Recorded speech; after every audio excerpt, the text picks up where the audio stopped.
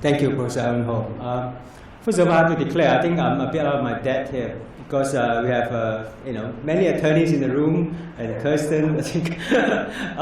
So I have to declare this presentation, as Professor Ho just mentioned, is something that I often give to students. So I think the crowd up there is definitely the audience.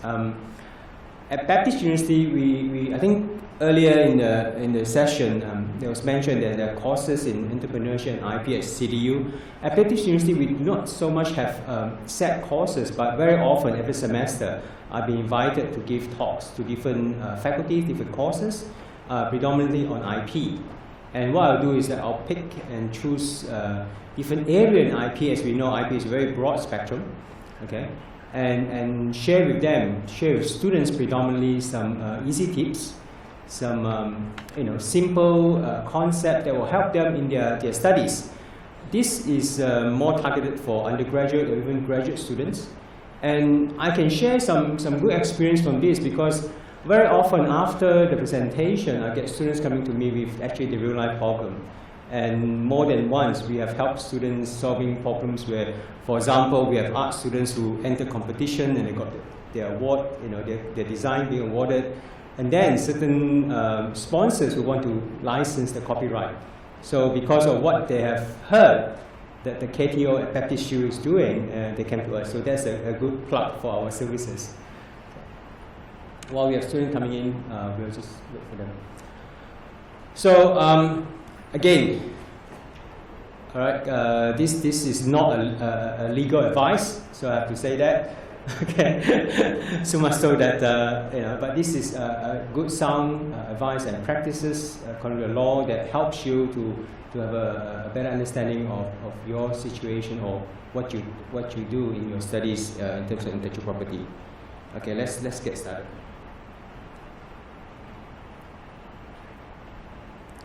Well, first of all, I always, especially looking at the young people, I always have this question. I took this example because of Hong Kong, the context of Hong Kong. Every youth that I speak to says it's nearly impossible to get their own home.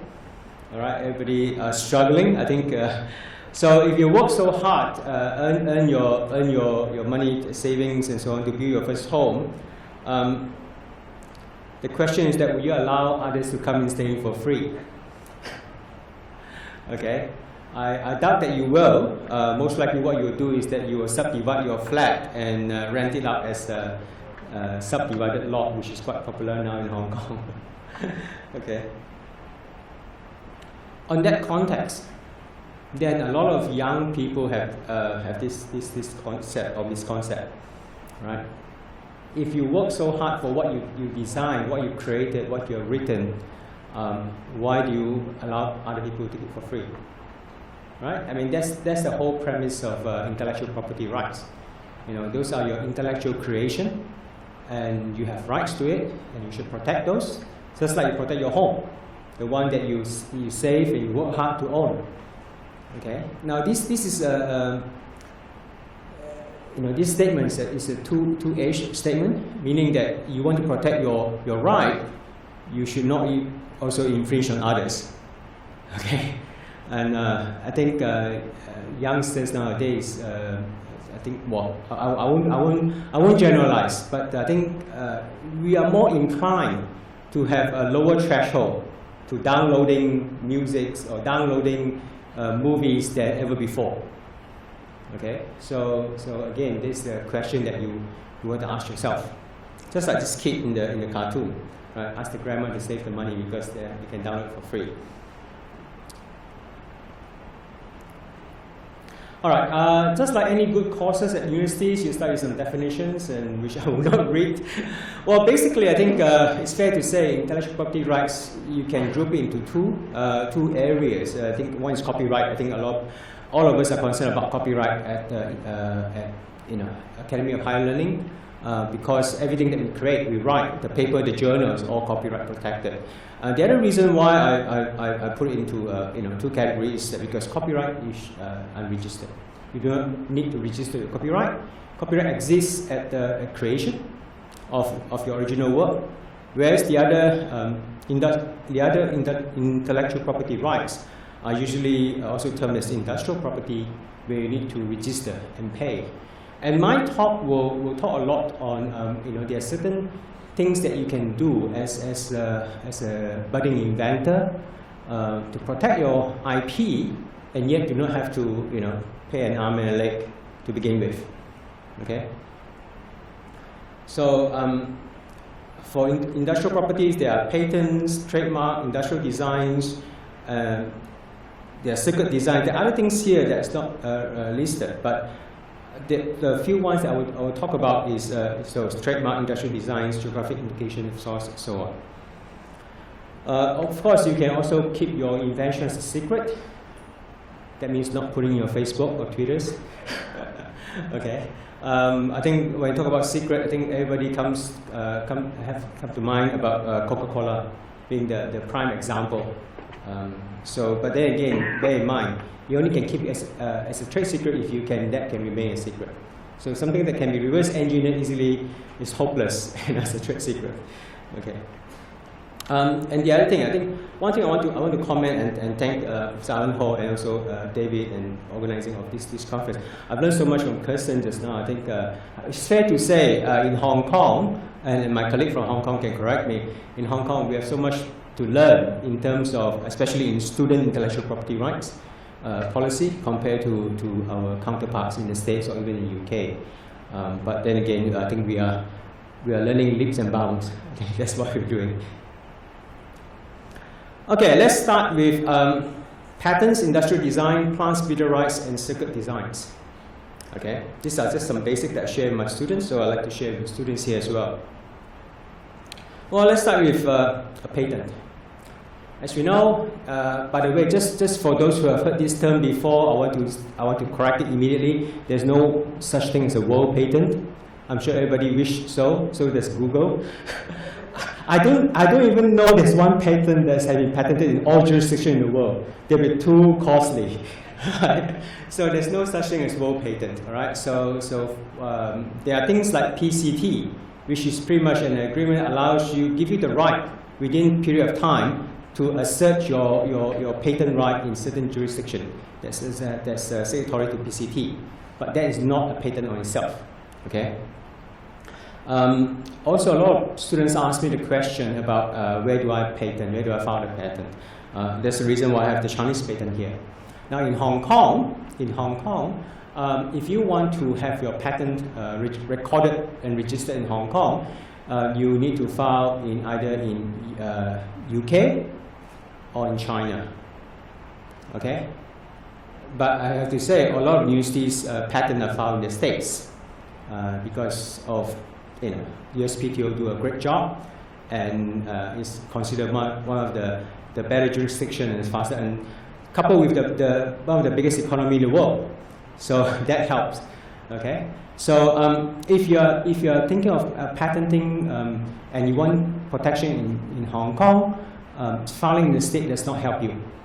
I have to say that you have to file in China or in UK to then register and record here in Hong Kong. Okay.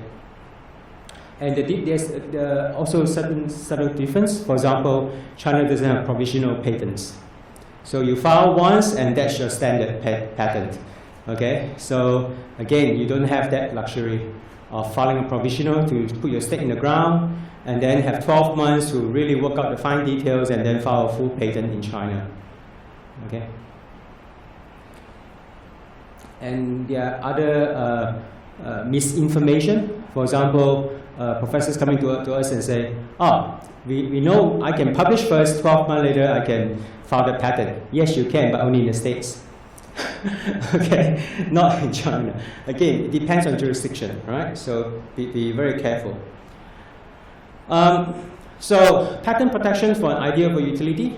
You cannot patent things that occur naturally, okay, or even compound that you can find in nature, you can't. Give you monopoly of 20-25 years. I think pharmaceutical is 25 years to monopolize export on the patent. Predominantly in patent there are two major parts to it: the specification and again, I'm looking at all the attorneys sort of whispering in the audience here. Yes, I know this is really elementary stuff for you, but I think for students it's helpful to know. Patent have two major parts, specifications and the claims. Now I always say to my inventor, just tell me everything that you have.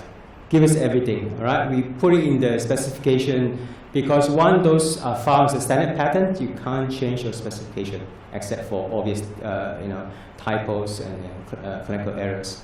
But the specification you can modify as you go through the process of office action and prosecution. And there's another reason why you should disclose as much as you can in the specification is because you will never know what the patent office will throw back at you.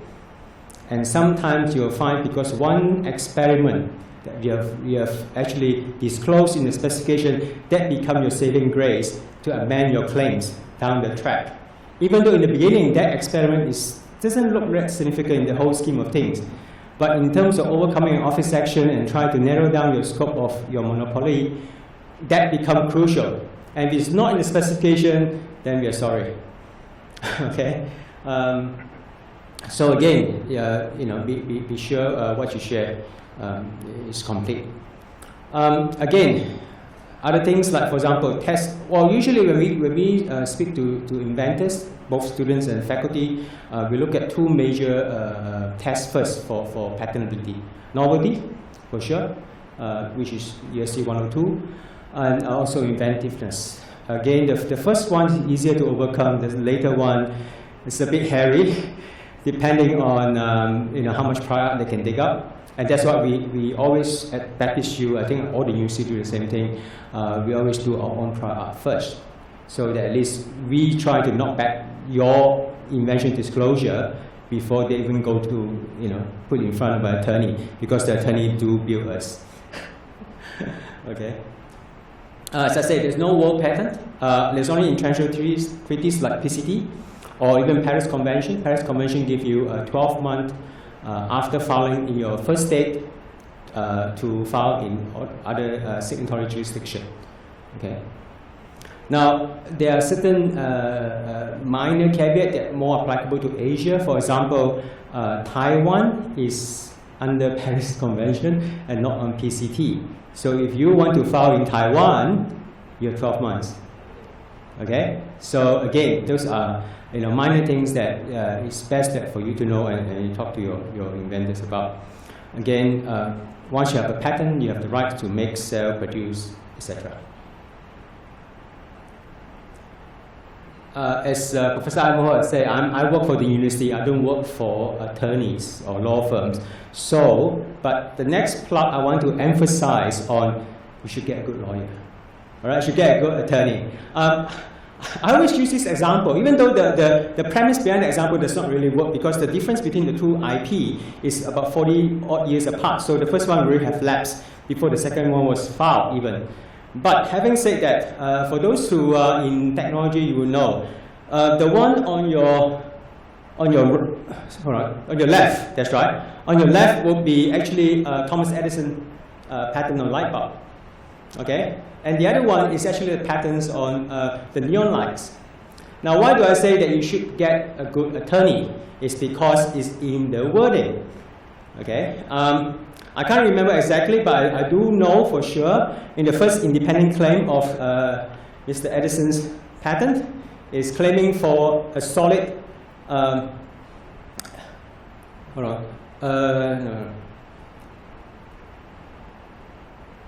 non-conducting solid, I believe. Yeah, it definitely has the word solid in it. Okay. Now, if you have somebody like Charles here, he definitely will say no. You can't use the word solid, that's too limiting. Alright? So it will be a non-conducting medium. And guess what? If it's a non-conducting medium, that's including the neon gas. Again, sometimes I say to, especially for students, sometimes your attorney can help you to protect for IP that you have not even invented yet. Guess what? Alright? So this is why, again, getting good legal advice is very, very important. Okay?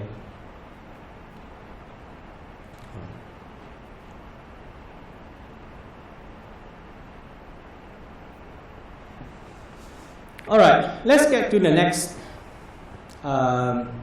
category of intellectual property rights, design rights, okay, or in the States called design patents, okay.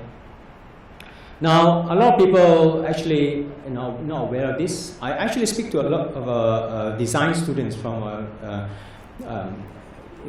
Academy of Visual Arts. The reason why you purchase furniture from IKEA at a cost that's higher than your neighborhood furniture store is because a lot of their design are registered. A lot of their design are specific, okay? There are some facts about design rights that you need to pay attention to. Number one, design right only protects the look and feel of a registered product, not the function. And this is very, very important, okay? Because a lot of time, the design is related to a function, okay? So it does not protect the use, the functional look and feel. All right, and it's harmonized under TRIPS, which is again another international treaty. So you can, within the 12-month period, register your design right in jurisdiction that's signatory to TRIPS. Give you the right to produce, sell, etc. Now, what a lot of people does not aware is actually there's quite a cheap way to indicate your first priority date of design. Now, under the Hong Kong Ordinance for Design, the registrar will register a design that is considered a new design. Okay, has not been published anywhere else. But I always have this problem coming from students. Well, there are two general premises. Number one, a student designer is always struggling. They are poor. They have great ideas. All right. And number two is that there is always interest from them to share their ideas with potential customers. But there's a problem. They can't afford to protect all their designs before they share it with the likes of IKEA of this world. At the same time, all right, how do they know which one, the design that they did disclose, will actually get bought up? They never know. So it's always a chicken and egg situation. One suggestion that we advise them is to put their design in a sealed envelope, okay, and mail it to themselves. At least that establish the date of creation. Because under the ordinance in Hong Kong, the registrar have the authority actually to decide if given enough sufficient evidence when is a design is actually created. So when is a new design? Not exactly always at the time of filing. Right? So that is one approach. Again, this approach is also based on case law in the UK. So it's very well founded under common law, which is again another foundation of the basic law in Hong Kong. So that's the first sort of shoestring approach I advocate to students. Now, students ask me the question as well. They say, work in China. I told them, nah, don't. Because usually, again, first of all, in China does not comply to, have no basis to common law. Having said that, again, I've sort of heard cases where in China, if they take away your design, there's nothing much you can pretty much do about it. So, but anyway, it's good to know, at least in Hong Kong. The other thing is this: a lot of students are not aware the value of design rights or design patents. If they're not aware of it, they should read back the case of Samsung versus Apple or Apple versus Samsung. All right, and I think a bit over 1 billion, the ruling in the States, and most of them actually is on design patents. Sorry? 4 patents, there you go, the technically correct aware. 4 is on design patents. All right, not much on not just on the hard technology. 3 is on technology. Yeah, so they're more design to it than the utility patents that you're talking about. Okay.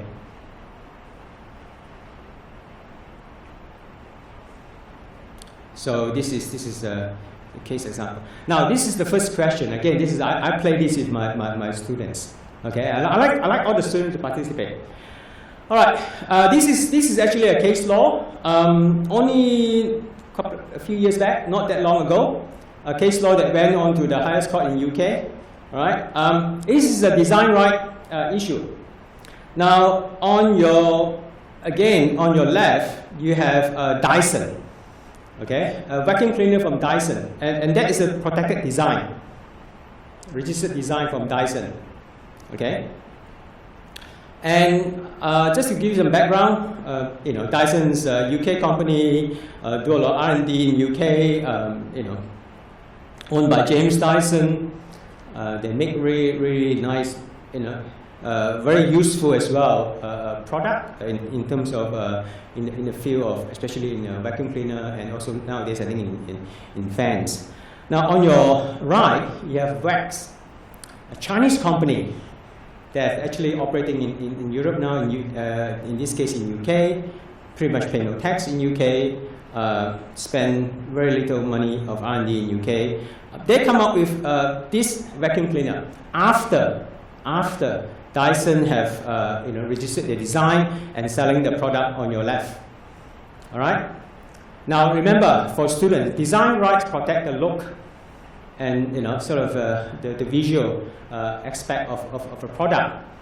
Now I want to have a show of hand who believe that Vax actually infringe Dyson's design right. Can I have a show of hand, please?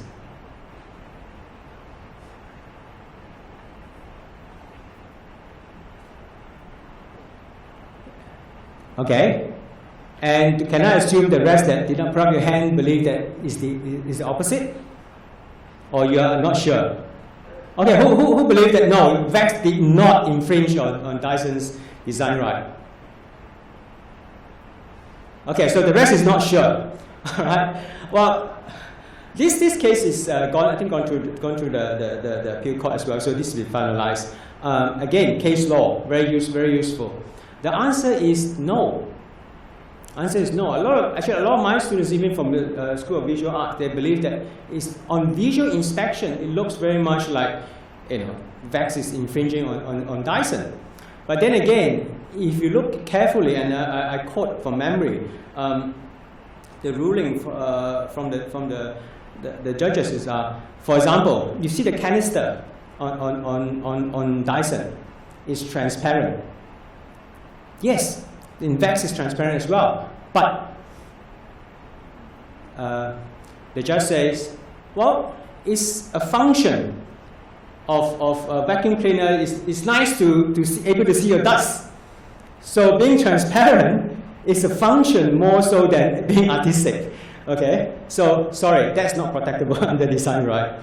Okay. Second thing, you see the big round wheel. You see that wheel there? Same thing. It looks like you're copying the design. But then again, the Honorable Judge says, because vacuum cleaner is a device that you pull on the carpet, on the floor, as you go about vacuuming the house, okay? And one would want to use a large wheel to overcome the obstacle. So again, the large round wheel can be said more to a functional design than a visual design, a visual artistic design. So again, not protectable under design right. Okay, and if you look at other aspect, it's a continuous flow in terms of the design, where this is broken into two parts, and also the nozzle for Dyson is on the top and the nozzle at the bottom. So the Honorable Judges came to a conclusion: Vax is not infringing on Dyson's right. Obviously, Mr. James Dyson is not too happy about it, but then again, this has gone through several rounds of high courts and appeal courts, so pretty much it's a settled case. But the takeaway from this for students, especially those working in design, I know that CDU have a very good School of Design, is that when you do your design, please look at this, look at what you have designed and ask yourself, is there a functional aspect behind this design? If your answer is yes, most likely design rights is not the way you want to protect this. As simple as that. Okay, and obviously there are case law that back up your decision.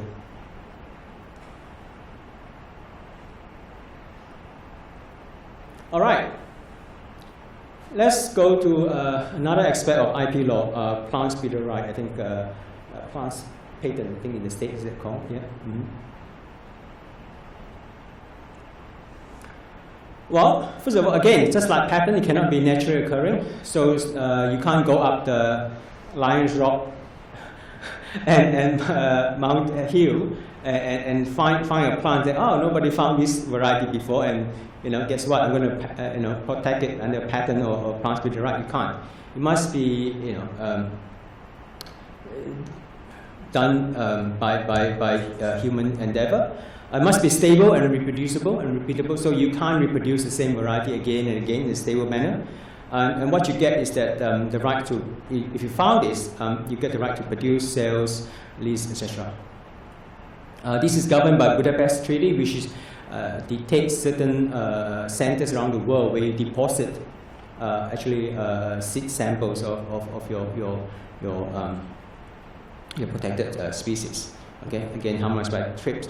Now, for those who are in botany, this can be quite useful, because again, a lot of the plants that reproduce today are actually going through some sort of genetic modification. Again, this is one possibility to protect your IP.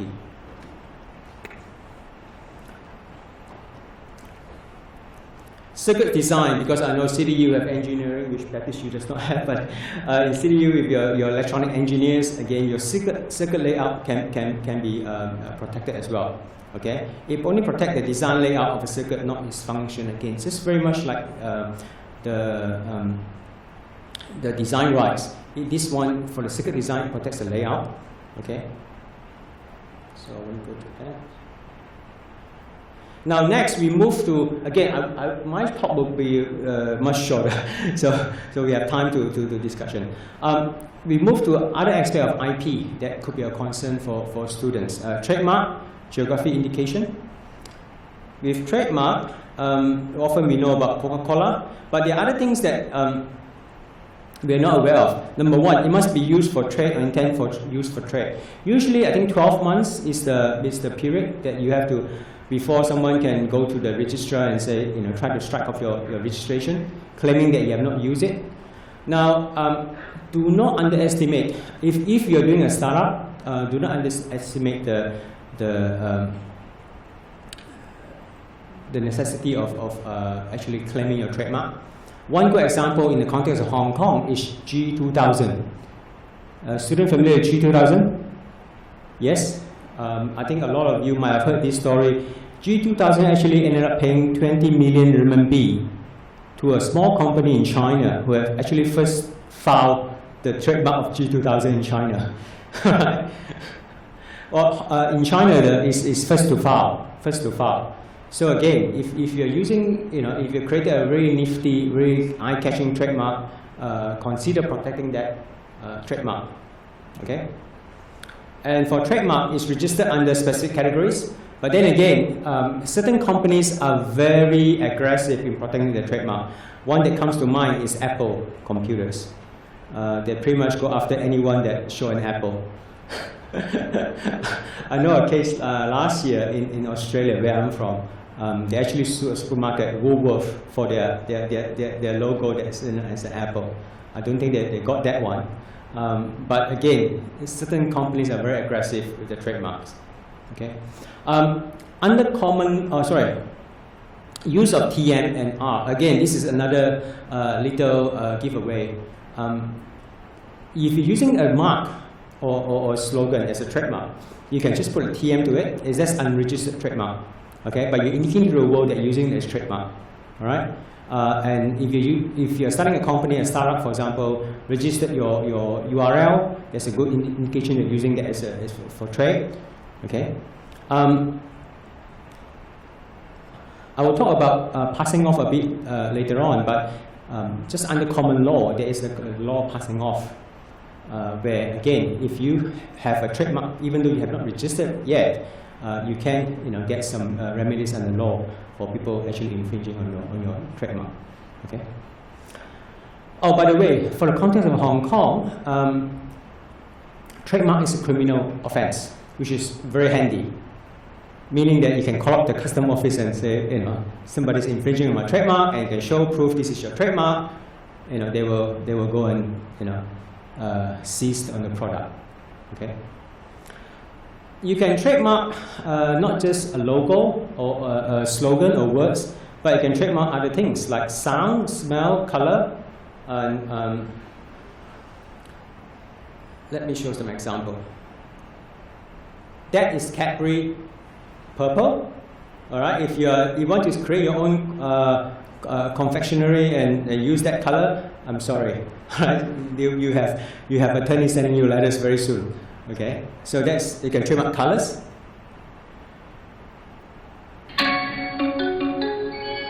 That belongs to Intel. Okay. A sound. Okay. Any sound that you can reproducible.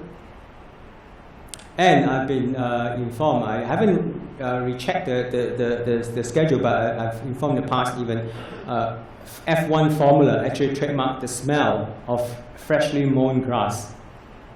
Okay, and that's a trademark. Right. I did check with my friends in the legal profession, can you trademark any other things? And they say that as long as you can describe it in writing and it's reproducible, pretty much you can do it. Yeah. Oh, the value of trademark, huge. I'm sure you all know who Mr. Yao Ming is. You know, tall guy from China, play basketball. Yes. Well, Yao Ming actually have a vineyard in Napa Valley, and he produced this Yao Ming wine. Now, this Yao Ming wine is selling for, well, this is a couple of years back now, the price, 3,480 RMB in China at retail, okay? The same wine from Napa Valley, you know, most likely it's his neighbor's wine, right, selling for 480 RMB. So the trademark of Yao Ming is worth 3,000 bucks RMB, okay? So again, that goes to, you know, telling you having a good trademark and protecting it, that there's value to it. Okay, geographic indication. Again, there are certain produce and product where coming from a particular part of the world are registered as, can only be called as such. For example, champagne. Right? You can't call, you know, the champagne or bubbly wine, you know, bottled by our winery in China, the Great Wall Winery, as champagne, for example. Okay. There's other things like Parmesan cheese and so on and so forth. So if you want to protect the origin, geographic origin, there's another approach that you can do. Okay, now we go to other aspect of IP right.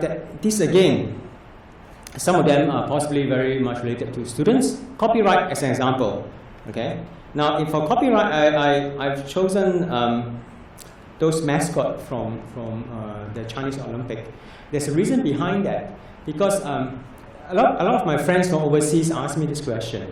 He says, I want to do trade in China, right? And I heard all the horrendous story about China, you know, infringing on IP rights and so on. Is it really so? I say, of course not.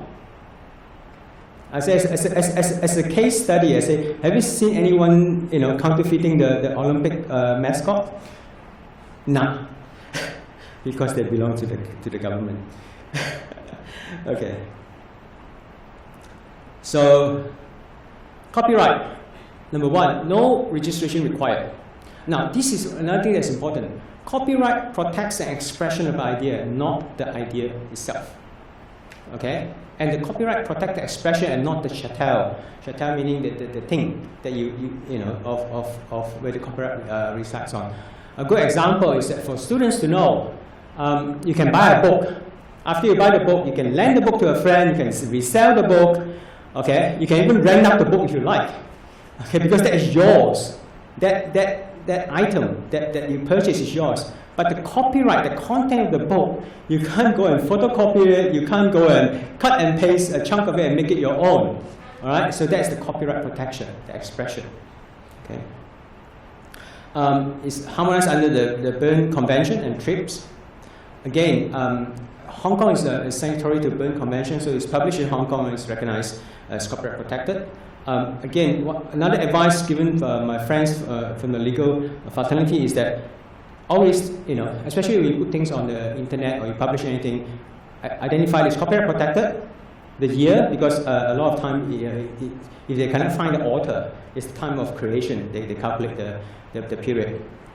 And all rights protected. Apparently, if you don't put all rights protected, I think the Latin American jurisdiction have some problem protecting that under copyright. Also, there's a time limiting factor on the copyrighted item. There are two things. One is that if you know the author, it's usually after how many years after death? Okay? In the States, I believe it's 75 years. In Hong Kong, it's 55. So I say to my students, guess what? You have 20 years of room to operate in Hong Kong, because there's a difference in the time limit. But if you have a copyrighted item that you do not know the author, or the copyrighted item is created by machine, for example, okay, CGI, is from the date of creation. Okay, the calculation of the date, copyright protection from date of creation. Again, then you have, that's why you need to put a year. Okay, one more thing in Hong Kong, copyright is criminal law. Again, then you have that luxury of enforcing your copyright by getting the custom office to give you a hand. Another question. Another case law, pretty much around the same time in UK. All right, I like to use the UK case law because the basic law in Hong Kong is based on. The case law in UK is common law, so it's retrospectively we can make reference to it. This is an interesting one because not often you get copyright issue, going through the courts. Now I need to remember which one is which. I think the top one is picture 1 and the bottom one is picture 2 from recollection. Okay. The little story behind this is that the top picture is actually a picture that is produced by a design house for a company that sells souvenirs, I believe, and is actually licensed to the souvenir company for certain products. Now I can't recall exactly, maybe David later on have more details to the case. What's happened is this. When the company want to license the same picture for other product line, the design house asks for a higher price than before. And the company say, nah. Okay. So the souvenir company, I think it's New England Tea from recollection, okay, went and engaged another design shop and said, can you produce something similar? Of course, you can't infringe on the copyright, right? So you got picture 2.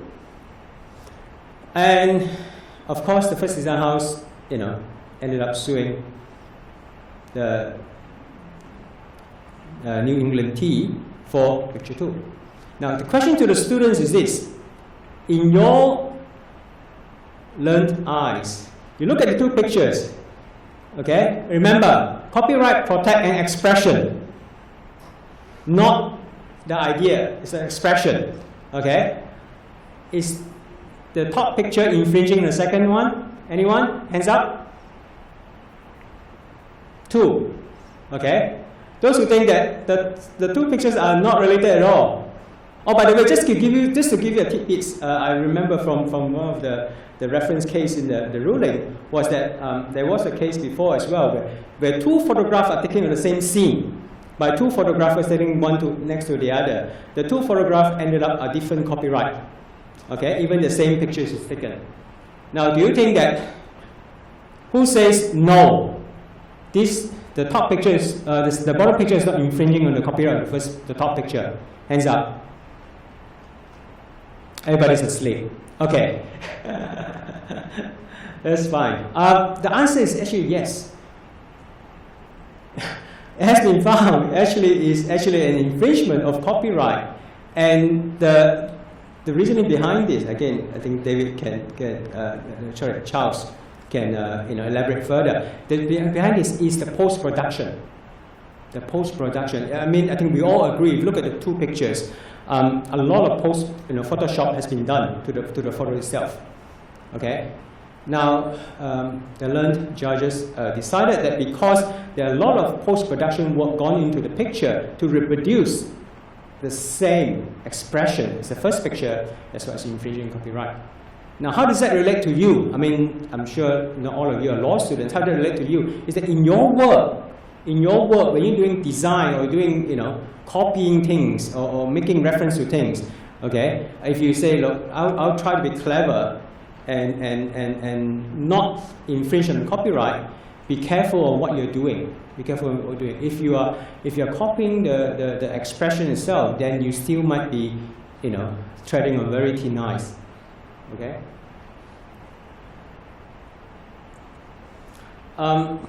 Yes, trade secret, as we know, Coca-Cola protected under trade secret agreements. As long as it's a secret, you can protect it.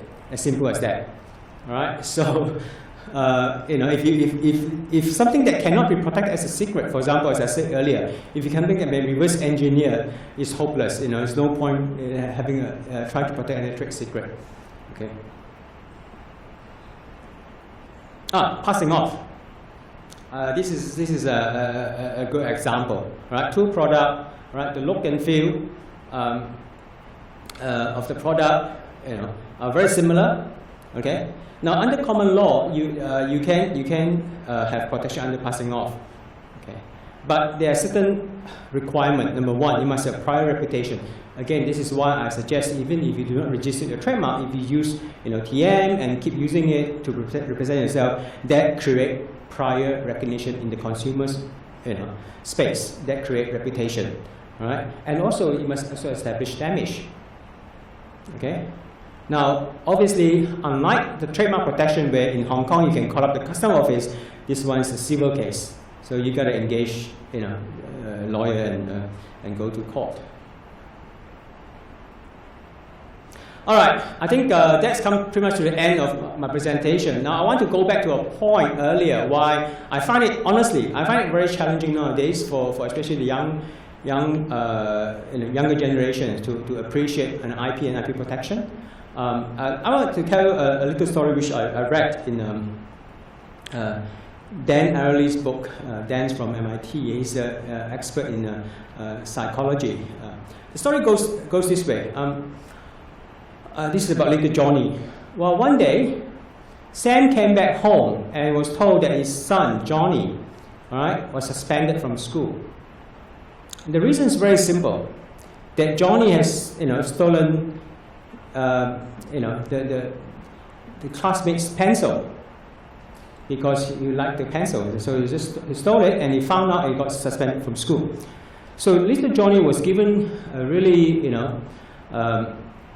much scolding, right? So Sam would say that, you don't have supper tonight. You're going to bed, right? You're grounded for the rest of the week, etc., etc.